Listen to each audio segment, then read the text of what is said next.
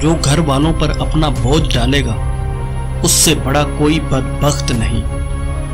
जो देगा उसे हकीकी फायदा मिलेगा। जो अपने आप को मुसख्खर कर ले वो आज़ाद हो जाएगा।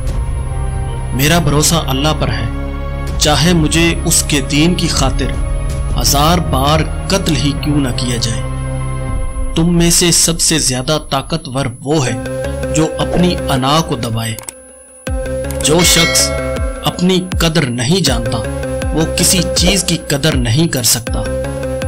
अगर आप किसी मजहब को नहीं मानते तो कम अज कम इंसानियत पर यकीन रखें। लोग दुनिया के गुलाम हैं, वो दिल से उसकी खिदमत करते हैं लेकिन बदले में ये इनकी खिदमत नहीं करते। सबसे ज्यादा सखी वो है जो वापसी की तवक्को किए बगैर दे।